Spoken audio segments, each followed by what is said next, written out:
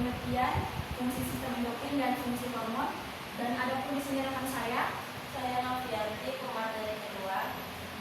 Saya Indrawati sebagai pemateri ketiga yang akan membahas dan endokrin pada hewan vertebrata, contoh serta video. Baik, langsung saja kita mulai presentasinya. Di sini pertama kita akan membahas pengertian dari materi kami mengenai sistem endokrin ini. Jadi sistem endokrin ini adalah jaringan kelenjar dan organ yang memproduksi dan melepaskan hormon tersebut ke dalam darah. Hormon tersebut itu akan berperan dalam mengontrol berbagai fungsi tubuh kita seperti pertumbuhan, metabolisme, dan reproduksi. Sistem-sistem itu akan sangat penting untuk menjaga keseimbangan dan fungsi normal tubuh kita. Jadi kalau misalnya si jaringan kelenjar ini teman-teman itu bermasalah atau rusak, itu akan berpengaruh kepada pertumbuhan kita, metabolisme tubuh kita, dan reproduksi kita. Selanjutnya masuk kepada fungsi sistem endokrin ini. Yang pertama, mengatur metabolisme. Kenapa dia bisa mengatur metabolisme? Jadi ada hormon di dalamnya yang membantu mengatur atau meningkatkan laju metabolisme kita. Misalnya ketika seseorang itu sedang berolahraga, ada hormon yang berperan, yaitu hormon tiroid. Hormon tiroid ini akan membantu meningkatkan laju metabolisme kita di saat kita melakukan olahraga. Misalnya itu kayak jogging dan lain sebagainya. Yang kedua itu mengatur pertumbuhan dan perkembangan. Misalnya itu pada anak-anak yang mengalami kekurangan hormon pertumbuhan atau hormon TH, growth hormone, yang dimana itu akan bisa mengalami hambatan tinggi badan dan pubertas dia itu terlambat. Misalnya kalau dia itu mengalami kekurangan hormon pertumbuhan, yaitu hormon growth hormone tadi itu akan mengalami hambatan tinggi badan. Misalnya umur dia itu nggak sesuai sama tinggi badannya.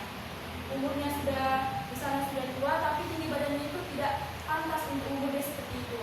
Nah, kalau untuk pubertas, dapat kita ketahui untuk kita wanita itu misalnya menstruasi, dia itu mengalami keterlambatan dalam menstruasi, yang dimana misalnya kita kalau menstruasi paling kelas 2 SMP itu kita sudah mengalami menstruasi. Mungkin dia itu mengalami menstruasi saat dia sudah kelas 3 SMA atau mungkin setelah dia SMA. Jadi dia mengalami keterlambatan menstruasi dikarenakan dia mengalami kekurangan hormon pertumbuhan, yaitu hormon growth hormone tadi. Yang ketiga itu mengatur reproduksi, yang dimana saat perempuan itu mengalami menstruasi, teman-teman, ini hasil dari kerja hormon estrogen dan progesteron yang mengatur siklus reproduksi kita, siklus menstruasi kita. Karena kan kita kadang kan kalau menstruasi kita kan kadang mungkin bulan ini kita awal bulan, besok kita sudah pertengahan, mungkin besok lagi sudah akhir, atau sekarang kita di awal, besok dia ke bulan. Itu terjadi kesenjangan di antara kita. Gunanya si hormon estrogen dan progesteron itu dia berfungsi untuk mengatur siklus menstruasi kita. Selanjutnya itu mengatur mood. Teman-teman juga pada tahu ini mengatur mood. Jadi si sistem endokrin ini juga berfungsi untuk mengatur mood kita. Pasti kita semua wanita ini mood-moodan ya teman-teman. Jadi ada hormon juga yang dapat mengatur mood kita ini. Misalnya di saat kita stres atau sedih, tubuh itu melepaskan kortisol, dan saat kita bahagia, senang, ceria, ada hormon juga yang bekerja, yaitu hormon dopamin dan serotonin. Jadi saat kita bahagia, ada hormon yang bekerja di situ. Hormon itu meningkat, yaitu hormon dopamin dan serotonin. Yang selanjutnya itu ada mempertahankan keseimbangan, yang dimana dia itu dapat mempertahankan keseimbangan energi, yang dimana misalnya setelah kita makan, setelah kita mengkonsumsi makanan, pankreas itu menghasilkan insulin untuk membantu sel-sel itu menyerap glukosa sebagai sumber energi. Selanjutnya, mempertahankan keseimbangan lingkungan internal. Misalnya itu, saat kita kehausan, ada hormon yang bekerja, misalnya hormon ADH, yang membantu ginjal kita itu menahan air agar tubuh kita itu tidak terjadi dehidrasi. Jadi, kalau kita haus teman-teman, ada hormon yang bekerja untuk membilang atau menyampaikan ke si ginjal ini. Ginjal tahan dulu airnya supaya tubuhnya itu tidak terjadi dehidrasi, dan di situ hormon yang bekerja itu adalah hormon ADH. Selanjutnya poin yang ketujuh itu menghasilkan dan melepaskan hormon. Jadi untuk menghasilkan dan melepaskan hormon ini, misalnya pada saat kita takut atau kita panik, ada juga hormon yang bekerja. Jadi ada kelenjar adrenal yang melepaskan adrenalin saat kita merasakan takut atau panik, bisa kita mungkin mau presentasi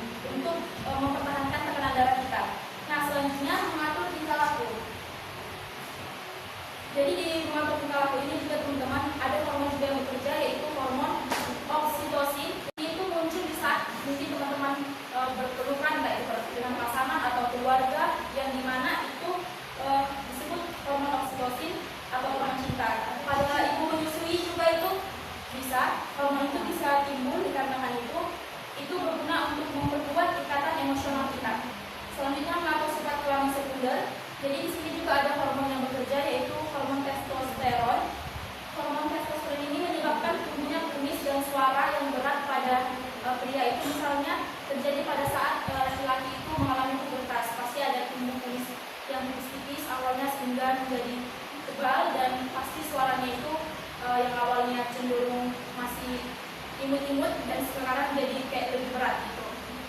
Nah, selanjutnya mengintegrasikan sistem hormon dan saraf. Ini misalnya itu teman-teman, saat kita tiba-tiba ketakutan, otak itu mengirim sinyal ke adrenal. Adrenal ini adalah kelenjar yang terletak di atas ginjal untuk menghasilkan adrenalin. Adrenalin inilah hormon yang disekresikan medula.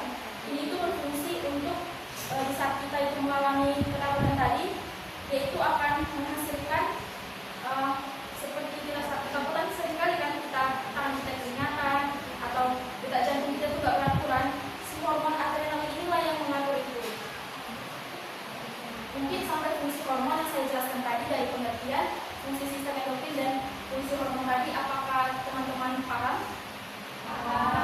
Dan untuk materi selanjutnya saya serahkan kepada pemateri kedua.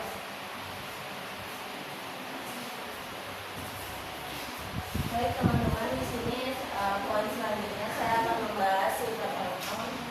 Nah, sifat hormon ini terdiri dari 5 sifat. Yang pertama, hormon peptida ini biasanya disintesis dalam bentuk prekursor yang belum aktif, contohnya itu insulin. Nah, yang kedua, beberapa jenis hormon dapat berperan dalam konsentrasi rendah dan sebagian dia berumur pendek. Yang ketiga, beberapa jenis hormon seperti insulin dia bereaksi dengan sel hanya memerlukan waktu beberapa detik. Namun jenis lainnya seperti tirosin dia memerlukan waktu yang cukup lama, 1 jaman mungkin seharian. Nah, selanjutnya itu pada sasaran hormon berkaitan dengan prekursor. Nah, yang terakhir, hormon biasanya membutuhkan 2 pembawa pesan dalam mekanismenya. Selanjutnya, mekanisme aksi hormon.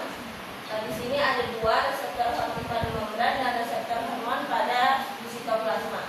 Yang pertama, hormon protein atau peptida ini tidak dapat menembus membran sel. Dengan ini dia berikatan dengan reseptor di permukaan sel. Perikatan ini membentuk kompleks hormon reseptor seperti gembok dan kunci dalam biokimianya yang respon biologisnya. Yang kedua, hormon pada sitoplasma. Hormon yang larut dalam lemak seperti hormon tiroid, dia dapat menembus membran sel dan berikatan dengan reseptor di sitoplasma. Kompleks hormon reseptor ini masuk ke inti sel, menempel pada DNA dan mengatur aktivitas gen untuk memicu produksi protein tertentu. Baik, sampai di sini teman-teman, apakah sudah paham apa yang saya jelaskan? Baik, materi selanjutnya saya serahkan kepada rekan saya. Baik teman-teman, selanjutnya yaitu ada sistem endokrin pada hewan vertebrata. Sistem endokrin pada vertebrata adalah jaringan komunikasi kimiawi antar sel yang melibatkan hormon. Sistem ini terstruktur dari kelenjar endokrin yang menghasilkan hormon dan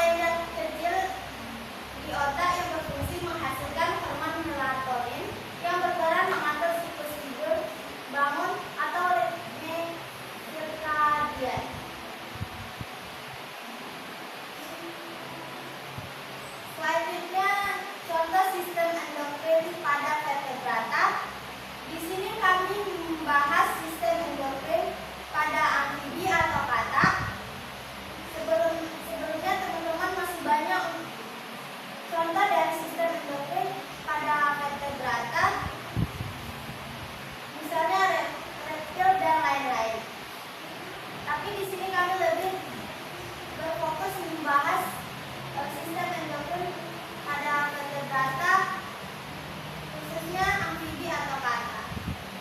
Yang pertama yaitu ada pituitari.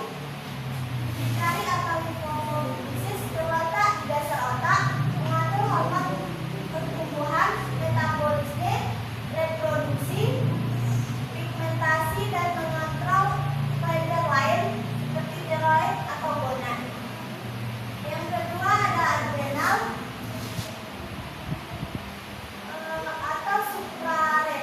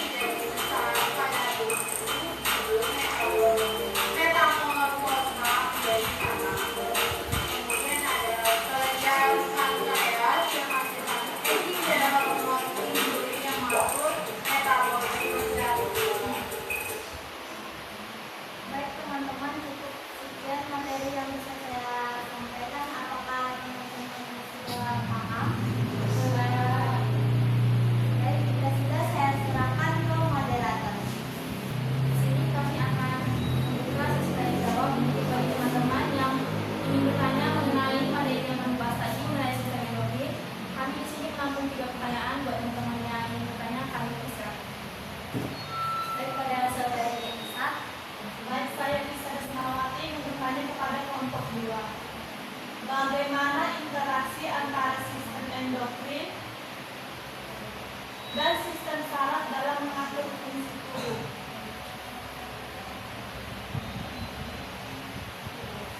Baik, selanjutnya Saudari Yoga. Saya ingin bertanya terkait materi peran hipotalamus yang disampaikan Irda tadi. Jadi pertanyaannya, jelaskan peran hipotalamus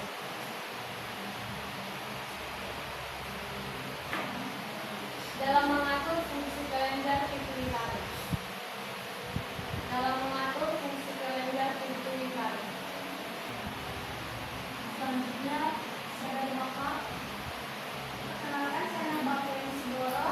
Ingin bertanya kepada kelompok 2. Bagaimana gangguan pada sekresi hormon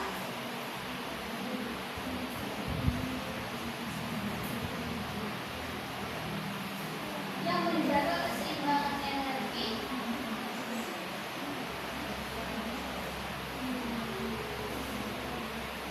atau homeostasis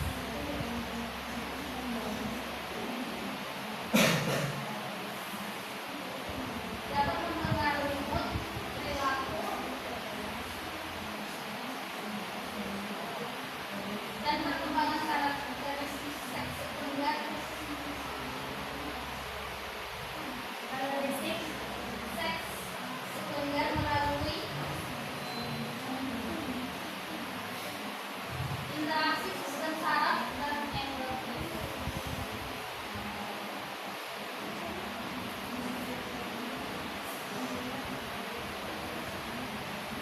Baik, terima kasih Saudari Nova untuk sekalian pertanyaannya. Baik, di sini izinkan kami memberikan kami waktu untuk menjawab pertanyaan dari teman-teman. Selanjutnya kami serahkan kepada kelompok itu. Baik, di sini kami akan menjawab pertanyaan dari teman-teman tadi. Baik, yang pertama pertanyaan dari Saudari Nova. Yang dimana pertanyaannya, bagaimana gangguan pada sekresi hormon yang menjaga keseimbangan energi atau homeostatis dapat mempengaruhi mood, perilaku, dan perkembangan karakteristik seks sekunder melalui interaksi sistem saraf dalam endokrin. Jadi di sini teman-teman ada 3 poin ya, Saudari Nova. Yang pertama keseimbangan energi, yang kedua mood dan perilaku, yang ketiga perkembangan karakteristik seks sekunder. Yang pertama itu keseimbangan energi. Jadi seperti hormon insulin dan hormon tiroid itu dapat membantu mengatur makanan kita menjadi energi. Jadi makanan yang kita makan itu dapat menjadi energi, yang dimana energi tersebut nanti akan kita gunakan untuk aktivitas kita. Dan kalau misalnya hormon itu tidak bekerja dengan baik, pasti kita merasa sangat cepat lelah, baru tidak bertenaga dan jadi gampang marah atau emosi. Yang kedua itu mood dan perilaku. Di sini hormon yang bekerja itu dapat berkomunikasi dengan otak lewat sistem saraf, misalnya hormon serotonin dan dopamin. Ini itu dapat mempengaruhi perasaan bahagia dan semangat kita. Dan kalau misalnya hormon tersebut tidak bekerja dengan baik atau tidak seimbang, kita itu pasti jadi gampang stres, cemas, dan mungkin bisa merasakan depresi. Yang ketiga itu perkembangan karakteristik seks sekunder. Jadi di sini hormon yang bekerja itu adalah hormon estrogen dan testosteron. Hormon ini muncul saat seorang remaja mengalami perubahan fisik seperti yang saya jelaskan tadi. Pada laki-laki itu tumbuh kumis atau suaranya itu menjadi lebih berat. Kalau misalnya hormon ini tidak bekerja dengan baik atau hormon ini terlalu rendah, pastinya perubahan pada si laki-laki tadi, perubahan fisiknya tadi pasti terganggu, pasti jadi lambat. Nah, jadi gangguan hormon ini itu bisa mempengaruhi fungsi dan pikiran kita karena hormon dan sistem saraf ini saling bekerja sama untuk menjaga keseimbangan tubuh kita. Baliknya kalau misalnya keseimbangan tadi rusak, itu dapat mengganggu sistem tubuh kita. Maka mood, perilaku, dan perkembangan fisik itu tadi bisa ikut terganggu. Nah, jadi bisa kita simpulkan hormon itu sama seperti pesan teman-teman. Dia itu dapat mentransfer atau memberitahu ke tubuh kita dan ke otak kita apa yang harus dilakukan supaya sistem dalam tubuh kita itu bekerja dengan baik. Mungkin ini itu yang bisa kami jawab untuk pertanyaan dari Saudari Nova. Apakah Saudari Nova merasa cukup atau mungkin ada teman-teman yang ingin menambahi dari pertanyaan Saudari Nova tersebut? Tidak. Baik, untuk pertanyaan selanjutnya saya serahkan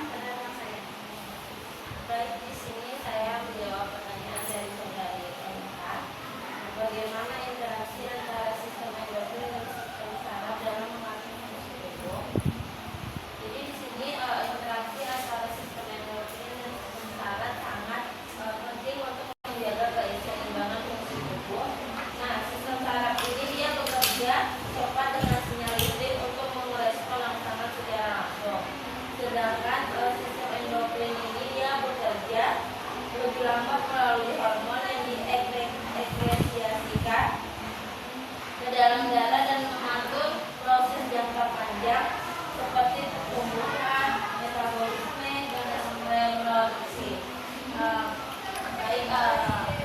Apakah dari Alisa merasa cukup atas jawaban dari saya? Baik, pertanyaan selanjutnya dijawab oleh rekan saya. Baik, selanjutnya saya akan menjawab pertanyaan dari Hilda. Jelaskan peran hipotalamus dalam mengatur fungsi kelenjar pituitari. Hipotalamus berperan sebagai pengendali utama kelenjar pituitari dengan mengirimkan sinyal berupa hormon pelepas atau pengangkat. Sinyal ini mengatur kapan pituitari melepaskan hormon-hormon penting seperti hormon pertumbuhan, hormon tiroid, hormon reproduksi, dan kortikotropin. Hipotalamus menerima informasi dari tubuh dan otak lalu menyesuaikan aktivitas pituitari agar tubuh tetap dalam kondisi seimbang dan homeostatis. Bagaimana saudari Hilda, apakah merasa cukup dengan jawaban? Terima kasih pada saudari Hilda. Selanjutnya saya serahkan ke moderator. Baik, mungkin sampai sini materi mengenai seperti yang saya sampaikan. Selanjutnya ada kesimpulan dari presentasi kami pada pagi hari ini, di mana sistem endokrin ini adalah jaringan kelenjar yang menghasilkan hormon untuk mengatur berbagai fungsi tubuh seperti pertumbuhan, metabolisme, dan reproduksi. Hormon ini akan bekerja melalui reseptor khusus pada sel sasaran. Pada vertebrata, sistem ini mencakup organ seperti hipofisis, tiroid, adrenal, pankreas, dan gonad yang saling berkoordinasi menjaga keseimbangan tubuh. Baik, mungkin sampai sini saja yang bisa kami paparkan mengenai